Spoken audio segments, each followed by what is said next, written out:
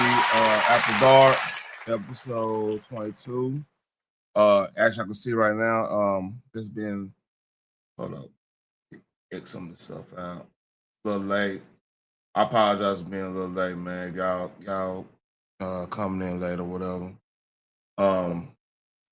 So yeah, the hell, yeah, Afghanistan and Pakistan having a little squabble right now. Let me put this insecure country that has India tortured today, the by the way. Pashtun and the Baluch people. So yeah, it's some this started going on probably around this afternoon Central Time, like American Central Time, by like 2 p.m. I saw this hit my feed, and they've been going at it all night. What they've prayed for the Afghan people. So Right, Mariam. Do stay with us. Let me quickly take our viewers through what all has yeah, a been lot of the stuff going on, areas man. that Afghanistan has taken control of. These are the Pakistan posts that we're speaking of that Afghanistan has taken a control of. Very firstly is Babrak Tana, which is a Pak base that's been captured. It's somewhere centrally located if we speak of the entirety of the Yeah, so I didn't borderline do that. there. And that is where one of the particular Pak bases are located, and that's been captured. Next up, we are looking at Ghashi, Kando. This Yeah, so apparently the Taliban, if y'all don't know what's going on over there right now, the Taliban struck a deal with the Iranians, but then this happened like just out of nowhere. Like they had a little squabble back in October. Like nobody knew anything about it because October 25th, we were talking about a lot of the what were we talking about 25th? Yeah, I think not 25th, but October. It was around October they last had a little squabble. We were talking about a little bit of Epstein stuff and everything. So yeah, hold on, let's this here. where in Nari, where 2 and 1 outposts have in fact been 3 total have been in fact captured by Afghanistan, and Gosht is the last place where 2 outposts again have been captured by Afghanistan. This is also in that northern region in itself that we are speaking of. This particular region is where we see, and it's again towards the interior, a little towards the interior side, inclining towards Afghanistan as we speak. So these are the outposts that have been captured by Afghanistan. These are Pakistani outposts as we speak. Pranay Upadhyay joining me on the broadcast now. Pranay, we are talking of a time when escalations have in fact been intensifying in this very region. We just spoke to Gaurav and his insights, and both Mariam also has to say, who's joined us on the broadcast, that this is no longer an escalation that might be contained. It's not a skirmish of sort that we are looking at. And for that matter, it may spill over the Khyber Pakhtunkhwa region as well, which then might in fact become a bigger war, as Pakistan is wanting to term it. That yes, they're launching a full-scale war against Afghanistan, which brings us to the question, what is next? Because from the looks of it, it doesn't seem that negotiations would come in easy at this time from even players like Doha, even players like Qatar, like we had seen the Doha negotiations that had taken place last time in 2025. Shreya, Pakistanis or Pakistan military will be foolish to if they decide to launch a full-scale war and go for a boots on ground, because Afghanistan, is termed or known as graveyard of empires. Many mighty armies, be it the Soviet army or even the US army, had to retreat from Afghanistan because that's a difficult terrain, and Pakistan would want to limit it to air operation, and Pakistan would want to limit it to the border regions only. But what we are witnessing right now is an intensified conflict between Afghanistan and Pakistan. And if you see how it is coming up at regular intervals, like post 2021, when Taliban came to power, there was a rejoicing. Here's a problem Pakistan got right now, man. They got to protect those nukes, right? The last thing, so this is a possibility. I don't know this to be true. This is just me spitballing right now. only way this makes 100% makes sense is two factions, two line of thinking, I should say. I would say Afghanistan, since Afghanistan, not Taliban and the IRCC, the Revolutionary Guard over there in Iran, right? They came up to Islamic Republic or whatever. They came to some agreement or whatnot. They got a little allyship. So them doing anything against Pakistan is probably try to get their nukes. Not saying that's gonna happen. Not saying they got the capability of doing that or whatever.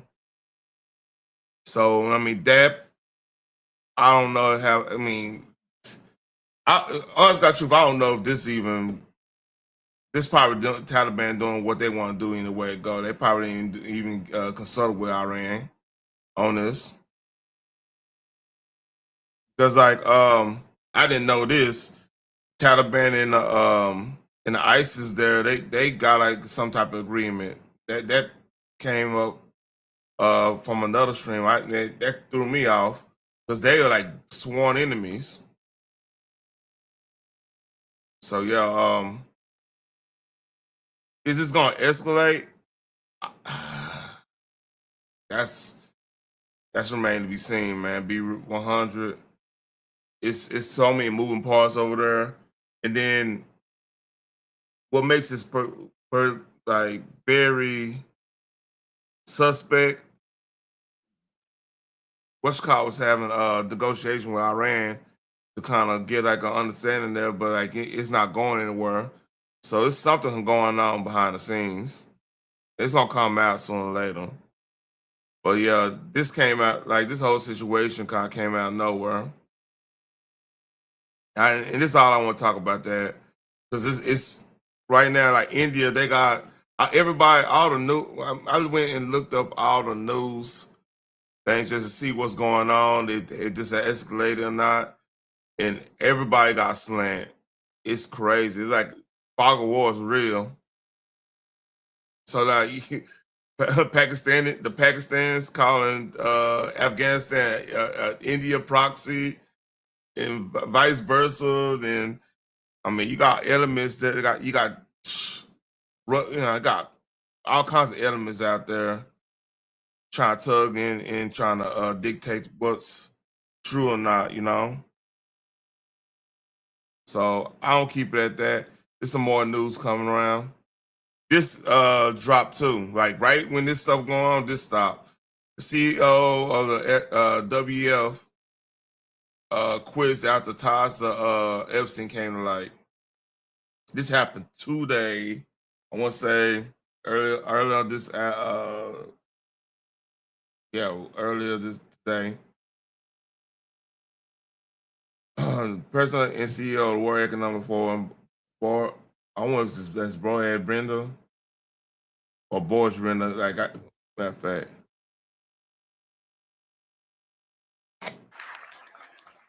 President and CEO of the World Economic Forum, Borge Brende.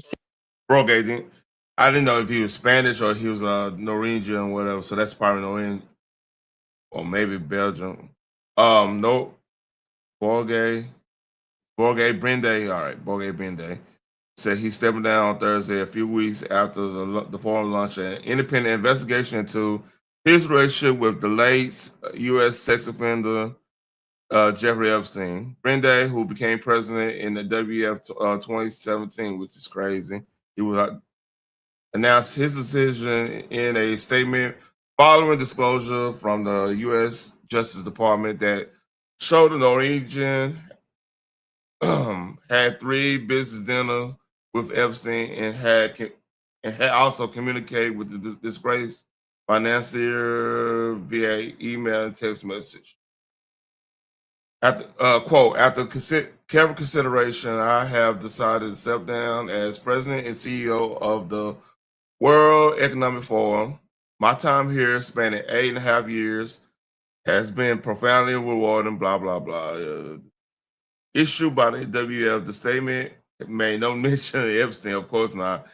However, Brinde told the Norwegian media that he was sorry about how he handled his dealings with the American and that he did not want the issue to be a distraction for the forum, which organizes their annual Davos summit. It's crazy though. Like they were all at Davos talking crazy about the how our country is going, hell in handbasket and everything, and they just people the people who organized this resigned left and right, man. It's funny how that worked. Brenda has previously said he was unaware of Epstein's past and criminal activities before first meeting him in 2018, and that he regretted not having investigated him more thoroughly. Okay, let's see. Brenda's decision to quit follows a series of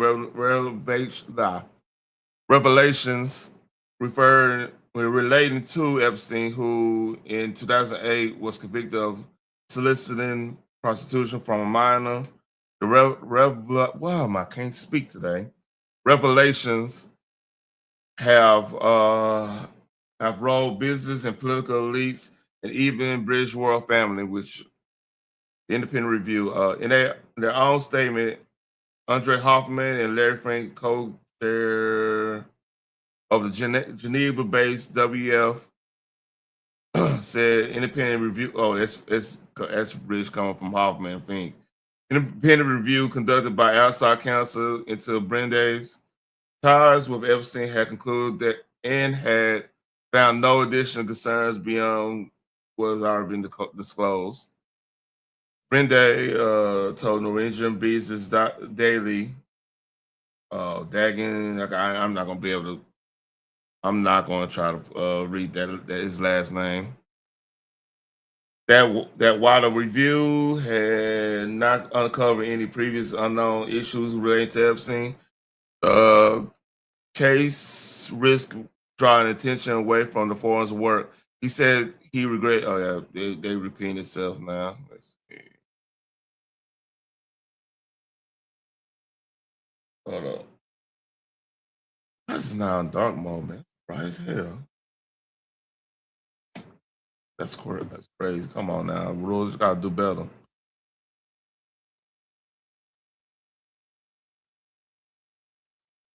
All right. So I'll get here. Text message from 2018-19 release among the Epstein files appeared to show a friendly tone between the two men, with Brende calling Epstein a quote-unquote brilliant host and saying, quote, missing you, sir, which is crazy. After a dinner with Epstein, former Trump aide Steve Bannon and former Norwegian, Steve Bannon, okay. Their last communication was a week. See, that makes sense because Steve Bannon was he did that interview with Epstein for Vlad TV.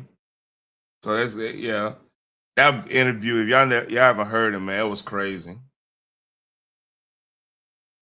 So I guess it's Zing switch. So WWE Managing Director Alois Zwingy. Yeah, I'm gonna take a swing at. I think it's Zwingy. Will serve as interim president and CEO, and the forum's board of trustees will oversee the leadership transition, including a plan to identify a permanent successor. They added. They talk about the Epstein files. So yeah, it's crazy. Like, yeah, things are happening.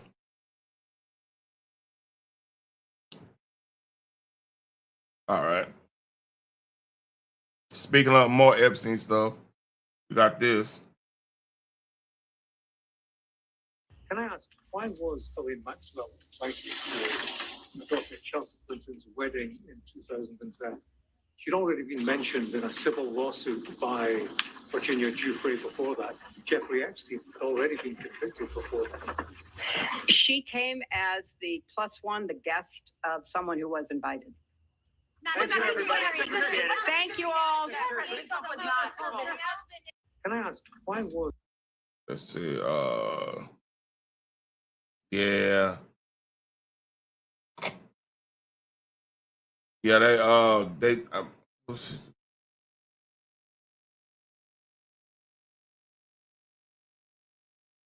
so I mean that's pretty much all we got right now on that. I wish I was here. I wasn't at work during the whole situation. When that all went down, but got some movie news for you. This is gonna be a short stream, by the way. But Jonathan Major is gonna be in a movie for Daily Wire, which is crazy. Like he getting kind of roasted because like he was on.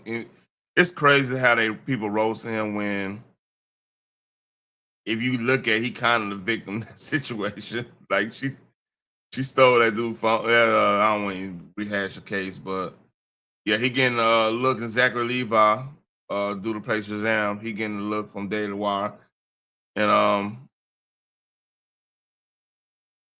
what's called getting some backlash. Ben Shapiro. So Ben Shapiro's supposed to be directing it or something like that, or have some type of.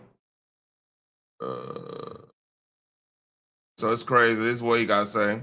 Well, folks, you may have seen this rumor that we here at Daily Wire are working with Jonathan Majors on a new movie. And that rumor is absolutely true.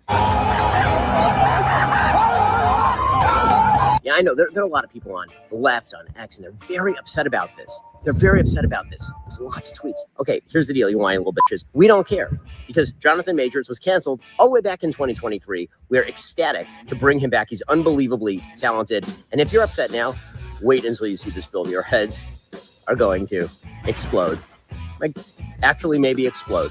It's pretty spectacular stuff that we're doing. That's what we do here at Daily Wire. We fight the fight. We need your help to continue to fight in the culture and to win and to do the thing no one else will do. So please come join us here at DailyWirePlus.com. Join the fun.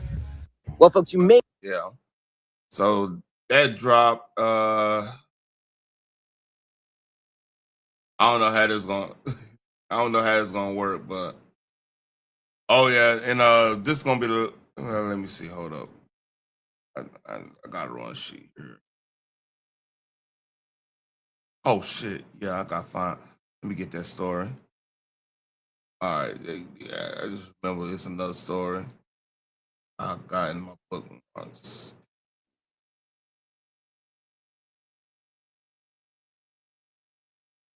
So apparently the DHS agents were hacked throughout the whole situation in Minnesota and elsewhere. So this is Christy Nome talking about it. Came into this office, it was, Elon and his team were extremely helpful to me. They helped me identify that some of my own employees in my department had downloaded software on my phone and my laptop to spy on me. Stop it. To record our meetings. Wow. They had done that to several of the politicals. Wow. And so we ended up bringing in people, and that was something that if you didn't have those technology experts here in the department looking at all of our laptops and our phones and recognizing that kind of software, it would still be happening today. What happened to the individual that was had your phone that was being spied on? What happened to those individuals? Fired. Brought in, polygraphed, fired. Yes, That's many crazy. of them out of that arm of the department that are in charge of security on laptops, phones. Also, You think that's enough? We had to. You think We have to that's sweep enough? my office on a regular basis to make sure that there's Oh. not listening devices in it. It's very it was very prevalent, and I think that what happened at Yeah. this department was individuals had gotten away with for years spying on people who were politically appointed and trying to stop an administration that was coming in and trying to fix this country and keep us safe. Man, I wonder who ordered them to do that spyware like that, man. That's a crazy story. Cause I think about how I remember doing videos about the whole thing going on in Minnesota, where they were having what's that app called? Not Telegram. Forgot what that app is called. But like they were coordinating and figuring out where the ICE agents was like staying there for you know what I'm saying, for at the hotels and stuff. Or then sometimes they even just got bad information, just was like tearing up somebody's neighborhood just because they think the ICE agents was over there. I mean, it's crazy, man. And you think that's crazy. I'm gonna leave off on this. So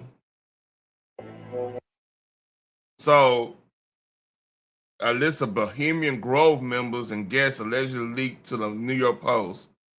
Names including Conan O'Brien, Michael Bloomberg, CEO, Google CEO Eric Schmidt, Paul Pelosi. If y'all remember Paul Pelosi is Nancy Pelosi's husband, the one that got the that break in, and I mean it was kind of weird. Like they swept down the rug, but it would look like it was a might be a lover's quarrel type situation, and the dude ended up dying or whatever. Something. Oh, I don't know. I can't remember. I'll pull up the story. Hold up. I'll break it.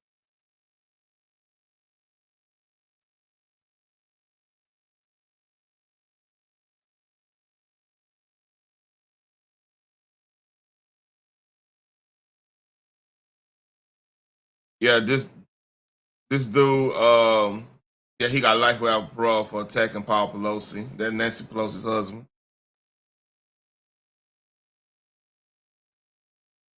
Yeah.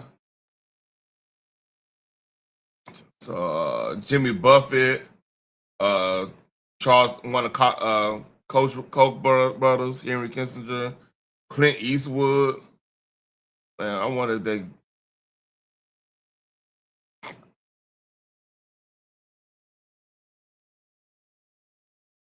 Okay.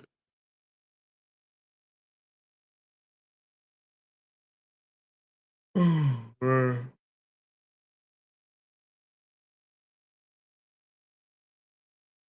Man. Yeah, so look out for that tomorrow. That dropped probably what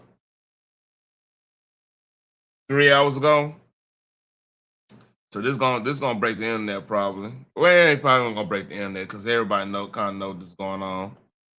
But I'm really gonna break if this come out and all the names out. I will do a live tomorrow, man, because I probably kind of cheat y'all. I'm just doing a 20-minute short one real quick. So yeah, let's see if anything else going on.